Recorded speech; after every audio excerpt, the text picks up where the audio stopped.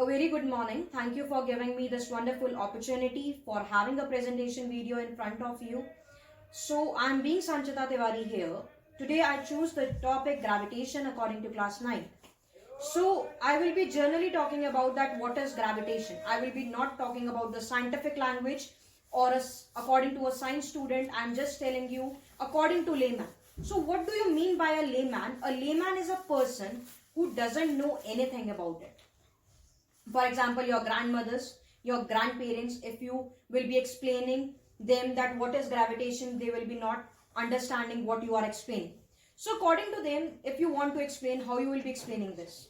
That if you throw a ball in the upward direction, it will be automatically coming downwards after some time.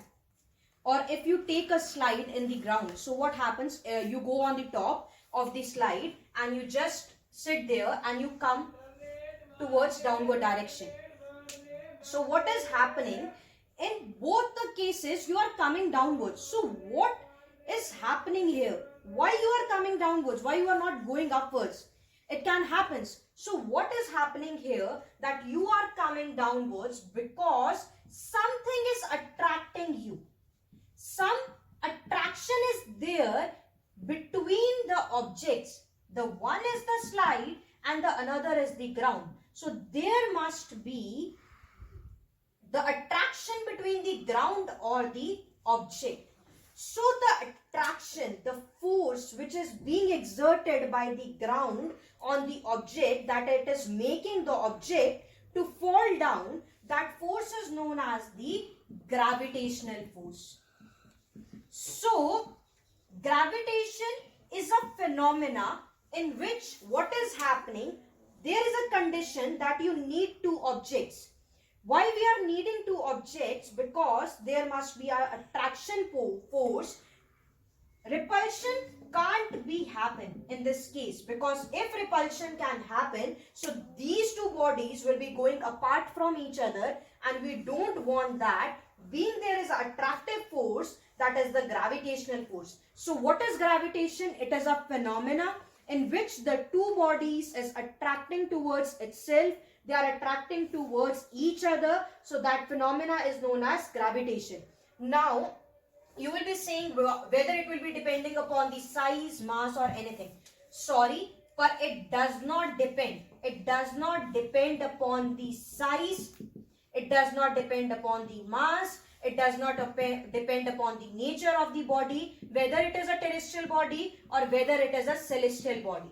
Now, what is terrestrial? That is present on the earth, and celestial means in the outer atmosphere, that is the sun, moon, earth and planets. So this is gravitation in general.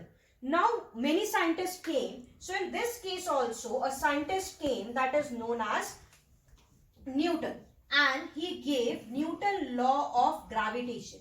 Now what is Newton law of gravitation? As I said that you need two objects. So he also took two objects. The one is M1 and the other is M2, having the mass M1 and M2, the two bodies A and B. Now the distance between the two bodies is R. Now what he said, that they will be attracting towards each other, so the force will be directly proportional to the product of the masses. Now what is directly proportional means? That you increases the force, automatically the mass will be increasing. If you decreases the force, the mass will be automatically decreases. And he also said that force will be inversely proportional to the square of the distance between them. That if you increases the force, the distance will be decreasing, and if you increases the distance, the force will be decreasing. After that, you need to combine the two equations, and remember that you need to replace this sign by a constant. So what is the constant here? It is capital G, and the capital G is known as universal gravitational constant. So what is universal gravitational constant? You need to remember the value, that is 6.67 into 10 raised to power minus 11 Newton meter square per kg square. Now how you will be finding the units of this? That we are having the two unit system, that is the SI system and the CGS system. What is SI and what is CGS? That system international is having the mass in kg and this is having in grams. We are having the length in meter, and in CGS we are having the centimeter. Time in both the cases remains in seconds. You need to remember every time, either you will be finding your answers in the SI system or either you will be finding in the CGS system. So what will be happening in both the cases, how you will be finding the values. Force is having the unit in SI, that is Newton. So if you want to find, so G will be equal to F multiply R square divided by M1, M2. Force in Newton, distance in meter square, M1 and M2 is in kg. So the units came Newton meter square per kg square, that is the unit for gravitational constant. So this is the whole concept about the gravitation. Thank you, that's it.